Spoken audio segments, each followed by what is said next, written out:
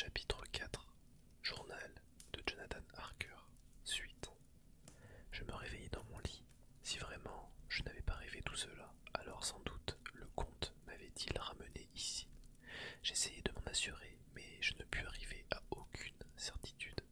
Évidemment, je voyais autour de moi ce que je pouvais prendre pour des preuves, par exemple mes vêtements, soigneusement pliés et posés sur une chaise, contrairement à mes habitudes.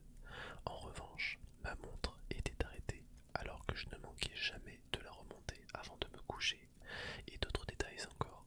Mais non, tout cela ne prouvait rien, si ce n'est peut-être que j'avais été distrait la veille, au soir, ou même pour l'une ou l'autre cause, fort troublé. Il me fallait chercher des preuves véritables. D'une chose pourtant, je me fais idée, si le comte m'avait réellement ramené ici et déshabillé, il l'avait fait en toute hâte, car le contenu de mes poches était intact. Certes, eût-il trouvé ce journal, il n'y aurait rien compris, n'y aurait vu qu'une affaire fort déplaisante pour lui et l'aurait pris pour le détruire aussitôt. En regardant autour de moi, dans cette chambre où pourtant j'avais connu tant d'angoisse, tant de frayeur, il me semblait que j'y étais maintenant à l'abri, car rien ne pouvait être plus épouvantable que ces femmes horribles qui attendaient, qui attendent de sucer mon sang. 18 mai. J'ai voulu revoir cette chambre en plein jour, car je dois à tout prix connaître la vérité. Quand j'arrivai à la porte au-dessus de l'escalier, je la trouvai fermée. On avait essayé de la remettre en place. Contre le montant, la boiserie était même abîmée. Je m'aperçus que le verrou n'était pas mis, mais que la porte était fermée de l'intérieur. Je crains donc de ne pas avoir rêvé, et dorénavant, il me faudra agir en partant de cette quasi-certitude. 19 mai. Assurément, je suis pris dans les filets du comte. Inutile d'espérer encore pouvoir m'en échapper. Hier soir, il m'a demandé de son ton le plus charmant d'écrire 3 lettres, l'une d'entre elles disant que j'avais presque terminé mon travail ici et que je ne repartirais que dans quelques jours, l'autre que je repartais le lendemain même, la troisième, enfin, que j'avais quitté le château et que j'étais arrivé à Bistritz. J'eus fort envie de me révolter contre une telle contrainte, mais d'autre part je sentais qu'il était fou de discuter la volonté du comte, puisque j'étais absolument en son pouvoir, et refuser de lui obéir c'eût été sans doute faire naître en lui des soupçons et le mettre en colère. Déjà, il sait que j'en sais trop, et que si je vis, je peux être dangereux pour lui. Ma seule chance, s'il existe encore une chance, consiste à essayer de prolonger la situation actuelle. Peut-être une occasion ou l'autre se présentera-t-elle, qui me permettra malgré tout de m'évader. Je vis ses yeux se remplir de cette fureur qui brillait quand, d'un geste brusque, il avait repoussé cette belle et étrange créature. Et il m'expliqua que les services des postes étaient fort irréguliers et que mes lettres rassureraient mes amis. Puis il me dit que, pour ce qui était de la dernière lettre, il la ferait garder à Bistritz jusqu'à la date où je devrais réellement partir. À supposer que mon séjour se prolongeât, il me dit avec une telle conviction que m'opposer à lui sur ce point n'eût fait que provoquer de nouveaux soupçons. Je finis donc de l'approuver et je lui demandai quelques dates je devais m'inscrire sur ces lettres. Ayant réfléchi un moment, il me répondit: datez la première du 12 juin, la deuxième du 19 et la troisième du 29. Je sais maintenant le temps qu'il me reste à vivre. Dieu me protège. 28 mai. Peut-être trouverai-je le moyen de m'échapper ou, au moins, d'envoyer des nouvelles chez moi. Des tziganes sont venus au château, ils campent dans la cour. Je vais écrire quelques lettres, puis j'essaierai de les leur donner, afin qu'ils les mettent à la poste. Je leur ai déjà parlé de ma fenêtre, nous avons fait connaissance, ils se sont découverts en s'inclinant profondément et m'ont fait toutes sortes d'autres signes que je ne comprenais pas non plus. Je l'avoue, c'est ce qu'ils disent. Ces lettres sont prêtes, celle pour Mina est sténographiée, et quant à M. Hawkins, je lui demande simplement de se mettre en rapport avec Mina. Je l'ai mise au courant de ma situation, sans toutefois lui parler des horreurs que, somme toute, je fais encore que soupçonner. Elle mourrait de peur si je lui dévoilais toutes mes craintes. Ainsi, si même les lettres n'arrivaient pas à destination, le comte ne pourra pas se douter à quel point j'ai pénétré ses intentions. J'ai donné les lettres, je les ai jetées, accompagnées d'une pièce d'or, tendant les barreaux de ma fenêtre, et par signe, j'ai fait comprendre aux tziganes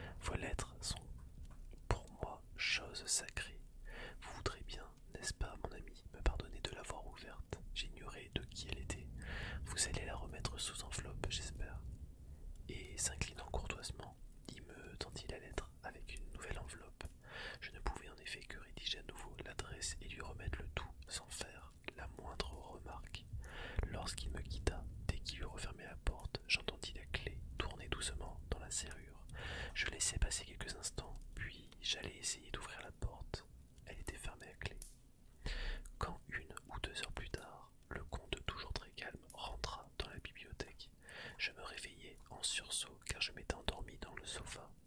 Le constatant, il me dit sur un ton très poli, enjoué à la fois: Vous êtes fatigué, mon ami, mais allez donc vous mettre au lit, c'est là que l'on se repose le mieux. D'ailleurs, je n'aurai pas le plaisir de faire la conversation avec vous ce soir car j'ai beaucoup de travail. Mais allez dormir, je vous prie. Je passai dans ma chambre, me coucher, et aussi étrange que cela puisse paraître, je dormis paisiblement, sans rêver, le désespoir porte en lui son propre calmant. 31 mai. Ma première pensée ce matin, en m'éveillant, fut d'aller prendre quelques feuilles de papier et les enveloppes dans mon sac de voyage, de les mettre en poche afin de pouvoir écrire, si j'en avais l'occasion, à un moment quelconque de la journée, mes nouvelles surprises, nouveaux chocs. Tous mes papiers avaient disparu, du plus insignifiant jusqu'à ce qui m'était nécessaire et indispensable pour mon voyage. Une fois que j'aurais quitté le château, je réfléchis un moment, puis je songeais à aller ouvrir ma valise et la garde-robe où j'avais rangé mes vêtements. Le costume que je portais pour voyager n'était plus là, ni mon pardessus, ni ma couverture de voyage. J'eus beau chercher, je ne les trouvais nulle part. Quelle machination tout ceci cache-t-il encore? 17 juin. Le matin, alors que j'étais assis sur le rebord de mon lit à me mettre martel en tête, j'entendis claquer des fouets en dehors et résonner des sabots de chevaux sur le sentier rocailleux qui mène à la cour du château. Le cœur battant de joie, je me précipitai à la fenêtre et je vis deux grandes charrettes qui entraient dans la cour, l'une et l'autre tirées par 8 chevaux, robustes et menées par un Slovaque en costume national, sans oublier la peau de mouton, et portant la langue hache. Faisant aussitôt demi-tour, je courus vers la porte, dans l'intention de descendre et de tenter de les rejoindre près de l'entrée principale, car, me disais-je, on avait dû lui ouvrir de ce côté. Et de nouveau un choc. De l'extérieur, on avait fermé ma porte à clé. Je retournai à la fenêtre et je criai. Tous levèrent la tête et regardèrent, stupéfaits, et me montraient du doigt. Mais à ce moment arriva le chef des tziganes. Voyant que l'attention générale se portait sur ma fenêtre, il lança je ne sais quel mot qui les fit tous éclater de rire. Dès lors, tout effort de ma part fut vain, et tout appel à la pitié. Personne ne leva même plus les yeux vers moi. Les charrettes amenaient des grandes caisses carrées dont les poignées étaient faites de cordes épaisses. À voir la facilité avec laquelle les Slovaques les maniaient et à entendre le bruit qu'elles faisaient quand ils les laissaient tomber sur le pavé, on devinait qu'elles étaient vides. Lorsque toutes furent mises en tas dans un coin de la cour, les tziganes donnèrent aux Slovaques quelque argent, et ceux-ci, après avoir craché sur les pièces afin de s'attirer la chance, retournèrent d'un pas lent près de leurs chevaux. À mesure qu'ils s'éloignaient, j'entendais de plus en plus faiblement les claquements de leurs fouets. 24 juin, un peu avant l'aube. Le comte m'a quitté assez tôt hier soir et s'est enfermé dans sa chambre dès qu'il m'a paru possible de le faire sans courir trop de risques. J'ai gravi en toute hâte l'escalier en colimaçon dans l'intention de guetter le comte par la fenêtre qui donne au sud. Je suis, en effet, certain qu'il se passe quelque chose. Les tziganes campent je ne sais où, à l'intérieur du château, et sont occupés à quelque travail. Je le sais, car de temps à autre, j'entends un bruit lointain, étouffé, comme la bruit d'une pioche, d'une brèche peut-être, et quoi que ce soit, il s'agit évidemment d'une affaire criminelle. J'étais à la fenêtre depuis près d'une demi-heure, quand je vis comme une ombre d'abord remuer à la fenêtre du comte, puis commencer à en sortir. C'était le comte lui-même qui bientôt se trouva complètement en dehors. Une fois de plus, ma surprise fut grande. Il était vêtu du costume que je portais pendant mon voyage, et il avait jeté sur ses épaules l'horrible sac que j'avais vu disparaître en même temps que les 3 jeunes femmes. Je ne pouvais plus avoir de doute quant au but de sa nouvelle expédition, et de plus, pour ce faire, il avait voulu plus ou moins prendre mon apparence. C'était encore un tour de son extrême malice. Il s'arrangeait de telle sorte que les gens croient me reconnaître. Ainsi, il pourrait prouver que l'on m'avait vu mettre mes lettres à la poste en ville ou dans un autre village environnant, et toute vilainie dont il se rendrait désormais coupable me serait de fait attribuée par les habitants de l'endroit. J'enrage à la pensée que toutes ces manigances continuent alors que je suis enfermé ici, véritable prisonnier, sans même la protection que la loi accorde aux vrais criminels. Je décidai alors d'attendre le retour du comte et je restai longtemps à la fenêtre. Pour rien au monde je n'aurais voulu m'en éloigner. À un moment donné, je remarquai des petites taches bizarres qui dansaient dans les rayons du clair de lune. On eût dit de minuscules grains de poussière poussière qui tourbillonnait et se rassemblait parfois en une sorte de nuage. Tandis que mon regard s'attachait sur eux, j'éprouvais comme un abaissement. Je m'appuyais contre l'embrasure de la fenêtre, cherchant une position plus confortable pour mieux jouir de ce spectacle. Quelque chose me fit sursauter, des hurlements sourds et plaintifs de chiens montant de la vallée que je ne distinguais plus. Peu à peu, je les entendis plus clairement, et il me sembla que les grains de poussière prenaient de nouvelles formes, en s'accrochant à cette rumeur lointaine, tandis qu'ils dansaient sur les rayons faiblement lumineux. Moi-même, je m'efforçais d'éveiller au plus profond de moi des instincts assoupis. Bien plus, c'était mon âme qui luttait et essayait de répondre à cet appel. J'étais hypnotisé. Les grains de poussière dansaient de plus en plus vite. Les rayons de la lune semblaient trembler près de moi, puis allaient se perdre dans l'obscurité. Eux aussi, en se rassemblant, prenaient des formes de fantômes. Puis, tout à coup, je sursautai à nouveau, tout à fait éveillé et maître de moi, et je m'enfuis en criant. Ces formes fantomatiques qui peu à peu se détachaient des rayons du clair de lune, je les reconnaissais. C'étaient ces femmes elles-mêmes auxquelles le sort désormais me liait. Je m'enfuis et une fois dans ma chambre, je me sentis un peu rassuré. Ici, les rayons de la lune ne pénétraient pas et la lampe éclairait jusqu'au moindre recoin de la pièce. Au bout de 2 heures environ, j'entendis dans la chambre du comte comme un vagissement aigu, aussitôt étouffé, puis plus rien. Un silence profond, atroce, qui me glaça le cœur. Je me précipitai à la porte pour l'ouvrir, puis j'étais enfermé dans une prison et totalement impuissant. Je m'assis sur mon lit et me mis à pleurer. C'est alors que j'entendis un cri au dehors dans la cour, le cri douloureux que poussait une femme, la chevelure en désordre et les 2 mains sur son cœur comme si elle n'en pouvait plus d'avoir couru. Elle était appuyée contre la grille.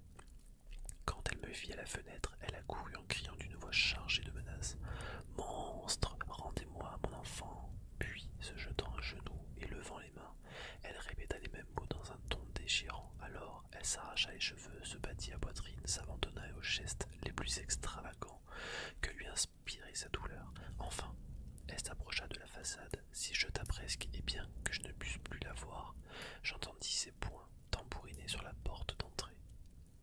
Au-dessus de moi, venant sans doute du haut de la tour, j'entendis alors la voix du comte. Il appela d'un murmure rauque qui avait quelque chose de métallique, et au loin, le hurlement des loups semblait lui répondre. Quelques minutes plus tard, à peine, une bande de ces loups envahissant la cour avec la force impétueuse des eaux quand elle a rompu un barrage. La femme ne poussa aucun cri, et les loups cessèrent presque aussitôt de hurler. Je ne tardai pas à les voir se retirer l'un à la suite de l'autre en se pourléchant les babines. Je n'arrivais pas à plaindre cette femme, car, comprenant maintenant le sort qui avait été réservé à son enfant, je me disais qu'il valait mieux qu'elle eût rejoint dans la mort. Que vais-je faire? Que pourrais-je faire? Comment échapper à cette longue nuit de terreur? 25 juin, au matin. Pour qu'un homme comprenne à quel point le matin peut être doux à son cœur et à ses yeux, il faut que la nuit lui ait été cruelle. Quand les rayons du soleil, ce matin, ont frappé le sommet de la grille, juste devant ma fenêtre, j'ai eu l'impression que c'était la colombe de l'arche qui s'y posait. Mes craintes se sont alors dissipées, comme si un vêtement vaporeux avait fondu à la chaleur. Je dois me décider à agir tant que la clarté du jour m'en donne le courage. Hier soir, une de mes lettres est partie, la première de cette série fatale qui doit effacer de la terre jusqu'aux traces de mon existence. Il vaut mieux ne pas trop y penser, mais il faut agir. C'est toujours le soir ou pendant la nuit que j'ai senti peser sur moi des menaces que, d'une ou l'autre façon, je me suis cru en danger. Et depuis mon arrivée ici, je n'ai pas encore vu le comte dans la journée. Est-ce qu'il dort quand les autres veillent? Est-ce qu'il veille quand les autres dorment? Si je pouvais entrer dans sa chambre, mais c'est impossible, sa porte est toujours fermée à clé, il n'y a aucun moyen. Si, il y a un moyen. Encore faut-il oser l'employer. Là où le comte lui-même passe, pourquoi un autre que lui ne passerait-il pas? Je l'ai vu sortir de sa fenêtre en rampant, pourquoi n'entrerais-je pas moi par sa fenêtre? L'entreprise est sans doute désespérée, mais la situation où je me trouve l'est encore plus. Je vais m'y risquer. La chose la plus terrible qui puisse m'arriver, c'est de mourir. Or, la mort d'un homme n'est pas celle d'un animal, et la vie éternelle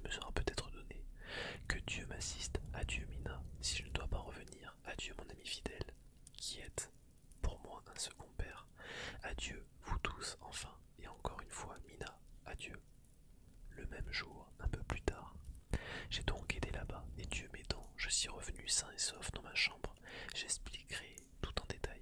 Alors qu'un grand élan de courage m'y poussait, je me dirigeai vers cette fenêtre donnant sur le site et tout de suite je me suis hissé sur les trois rebords de pierre qui de ce côté courent tout le long du mur. Les pierres sont énormes, très grossièrement taillées et le mortier, dans les interstices, je l'ai dit, a le plus souvent disparu. Une fois mes souliers ôtés, je suis parti à l'aventure. L'espace d'un instant, j'ai baissé les yeux afin de m'assurer que je n'aurais pas le vertige s'il m'arrivait de plonger mes regards dans le vide. Mais par la suite, j'ai eu soin de regarder devant moi. Je savais parfaitement où se trouvait la fenêtre du comte, que j'atteignis aussi vite que je pus. À aucun moment je ne fus pris de vertige, sans aucun doute étais-je trop excité pour y céder, et en un temps qui me parut très court, je me trouvais sur le rebord de la fenêtre à guillotine, essayant de la lever. Pourtant j'étais fort agité lorsque me recourbant et les pieds en avant, je me glissai dans la chambre. Des yeux, je cherchais le comte, mais je vis une heureuse découverte. Il n'y était pas. La chambre était à peine meublée et il y avait seulement quelques meubles mal assortis qui semblaient n'avoir jamais servi. Il était couvert de poussière et certains étaient même du style que ceux des appartements de l'aile sud. Tout de suite, je songeai à la clé, mais je ne vis pas dans la serrure et je ne la trouvai nulle part. Mon attention fut attirée par un gros tas de pièces d'or dans un coin, des pièces roumaines, anglaises, autrichiennes, hongroises, grecques, couvertes elles aussi de poussière comme si elles se trouvaient là depuis fort longtemps.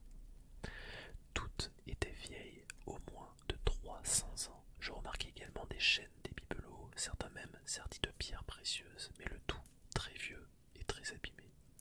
Je me dirigeai alors vers une lourde porte que j'aperçus dans un coin, puisque je ne trouvais ni la clé de la chambre ni celle de la porte d'entrée, qui, il ne faut pas l'oublier, était le principal objet de mes recherches. Je devais poursuivre mon exploration, sinon toutes les démarches que je venais d'accomplir auraient été vaines. Cette porte était ouverte et donnait accès à un couloir au mur de pierre qui lui-même conduisait à un escalier en colimaçon fort abrupt. Je descendis en prenant beaucoup de précautions car l'escalier n'était éclairé que par deux meurtrières pratiquées dans l'épaisse maçonnerie. Arrivé à la dernière marche, je me trouvai dans un nouveau couloir obscur, un vrai tunnel où régnait une odeur âcre qui évoquait la mort, l'odeur de vieille terre que l'on vient de remuer. Tandis que j'avançais, l'odeur devenait plus lourde, presque insupportable. Enfin, je poussai une autre porte, très épaisse, qui s'ouvrit toute grande. J'étais dans une vieille chapelle en ruine, où, cela ne faisait aucun doute, des corps avaient été enterrés. Le toit tombait par endroits, et de deux des côtés de la chapelle, des marches conduisaient à des caveaux. Mais on voyait que le sol avait été récemment retourné et la terre mise dans de grandes caisses posées un peu partout, celles, sans aucun doute, qu'avaient apportées les Slovaques. Il n'y avait personne. Aussi continuai-je mes recherches. Peut-être existait-il une sortie dans les environs? Non, aucune. Alors, j'examinai les lieux plus minutieusement encore. Je descendis même dans les caveaux où parvenait une faible lumière, encore que mon âme elle-même y répugna. Dans les deux premiers, je ne vis rien, sinon des fragments de vieux cercueils et de monceaux de poussière. Dans le troisième pourtant, je vis une découverte. Là, une des grandes caisses posées sur un tas de terre fraîchement retourné gisait. Le comte était-il mort ou bien dormit-il? Je n'aurais pu le dire car ses yeux étaient ouverts, on aurait dit pétrifiés, mais non vitreux comme dans la mort, et les joues, malgré leur pâleur, gardaient la chaleur de la vie. Quant aux lèvres, elles étaient aussi rouges que d'habitude, mais le corps restait sans aucun mouvement, sans aucun signe de respiration, et le cœur semblait avoir cessé de battre. Je me penchai, espérant malgré tout percevoir quelques signes de vie. Enfin, il ne devait pas être étendu là depuis longtemps. L'odeur de la terre était encore trop fraîche. Après quelques heures, on ne l'aurait plus senti. Le couvercle de la caisse était dressé contre celle-ci et percé de trous par-ci et par-là.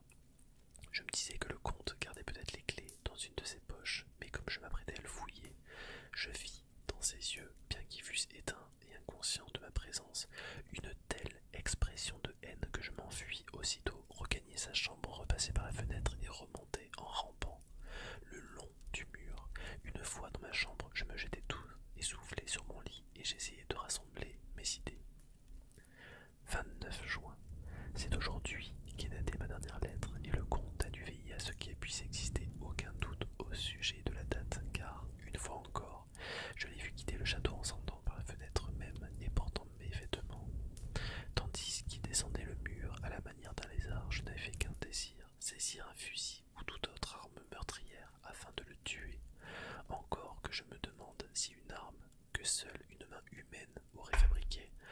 aurait eu sur lui le moindre effet. Je n'ai pas osé quitter son retour car je craignais de voir encore les 3 parcs. Je revins dans la bibliothèque, pris un livre et bientôt je tombais endormi. Je fus réveillé par le comte qui me dit menaçant: Demain, mon ami, nous ferons nos adieux. Vous repartirez pour votre belle Angleterre et moi vers une occupation dont l'issue peut être telle que nous ne nous verrons plus jamais. Votre lettre au vôtre a été mise à la poste. Je ne serai pas ici demain, mais tout sera prêt pour votre départ. Les tziganes arriveront le matin, car ils ont un travail à poursuivre, de même que les Slovaques.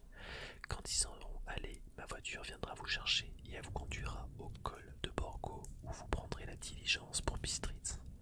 Mais malgré tout, j'espère que j'aurai encore le plaisir de vous recevoir au château de Dracula. Je résolus d'éprouver ma sincérité. Sa sincérité. On a l'impression de profaner ce mot quand on l'applique à un tel monstre. Je lui demandai donc, de but en blanc: Pourquoi ne puis-je pas repartir ce soir? Parce que, mon cher monsieur, mon cocher et mes chevaux sont en course. Mais je marcherai volontiers, à vrai dire, je voudrais partir tout de suite. Il sourit, d'un sourire si doux, si diabolique en même temps, que je devinai sans difficulté que cette douceur cachait quelques sinistres projets. Et vos bagages, fit-il. Peu importe, répliquai-je, je les ferai prendre plus tard. Il se leva et reprit en s'inclinant si poliment que je fus sur le point de me frotter les yeux, tant ici il avait l'air sincère. Vous, les Anglais, vous avez un dicton que j'aime beaucoup, car il exprime fort bien ce qui règle notre conduite à nous, boyards. Bienvenue à l'hôte qui arrive, bon voyage à l'hôte qui part. Venez avec moi, mon jeune. Vous ne resterez pas 1 heure de plus chez moi contre votre volonté, quoique je suis navré de votre départ et d'apprendre que vous vouliez le précipiter ainsi. Venez. Il prit la lampe et avec une gravité majestueuse, il me précéda pour redescendre l'escalier et se diriger ensuite vers la porte d'entrée. Mais dans le corridor, brusquement, il s'arrêta. Écoutez, fit-il. Des loups hurlaient non loin du château. Il levait la main, et on eût dit que les hurlements s'élevaient à ce geste comme la musique d'un grand orchestre obéit à la baguette du chef. Après un moment, il reprit son chemin, toujours majestueux, et parvenu à la porte, il tira les gros verrous, enleva les lourdes chaînes, puis ouvrit lentement le battant. Je m'étonnai, la porte donc n'était pas fermée à clé. Soupçonneux, je regardai autour de moi, mais je ne vis la clé nulle part. Au fur et à mesure que le battant s'ouvrait, les cris des loups en dehors devenaient de plus en plus furieux.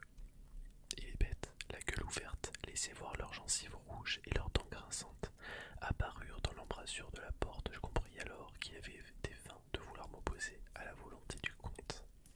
Qu'aurais-je pu contre lui? Cependant, la porte continuait à s'ouvrir lentement et le comte seul se tenait sur le seuil. Comme un éclair, une idée me traversa l'esprit. L'heure fatale avait peut-être sonné pour moi. J'allais être donné en pâture au loup, et parce que je l'avais voulu. C'était là un de ces tours infernaux qui devaient plaire au comte. Finalement, décidé à tenter une dernière fois ma chance, je m'écriai: Fermez la porte, j'attendrai, je partirai demain matin. Puis, des mains, je me couvris le visage afin de cacher mes larmes et mon amer désappointement. D'un seul geste de son bras puissant, le comte referma le battant, puis le verrou et ses claquements consécutifs résonnèrent dans tout le haut corridor. Sans dire un mot, ni l'un ni l'autre, nous retournâmes dans la bibliothèque, d'où, presque aussitôt, je regagnai ma chambre. Pour la dernière fois, je vis le comte Dracula. M'envoyant un baiser de sa main, ses yeux brillaient de triomphe et ses traits rayonnaient d'un sourire dont Judas eût pu être fier. J'allais me mettre au lit lorsqu'il me sembla entendre que l'on chuchotait derrière ma porte, et je m'en approchai sur la pointe des pieds et j'écoutai. Je crus reconnaître la voix du comte. Non, non, disait la voix, retournez d'où vous venez. Pour vous, ce n'est pas encore le moment. Attendez, un peu de patience. Cette nuit m'appartient. La prochaine sera à vous. Des rires moqueurs et étouffés lui répondirent. Fou de rage, j'ouvris brusquement la porte et je vis les 3 femmes qui se pourlégeaient les babines. Quand, de leur côté, elles m'aperçurent ensemble, elles partirent à nouveau d'un rire sinistre et elles s'enfuirent. Rentré dans ma chambre, je me jetai à genoux. Ma fin était-elle donc si proche? Demain, demain, oh Seigneur, secourez-moi et secourez tous les miens. 30 juin au matin. Peut-être sont-ce les dernières lignes que j'écris dans ce journal. Dès mon réveil, un peu avant l'aube, je me suis agenouillé, car si mon heure est venue,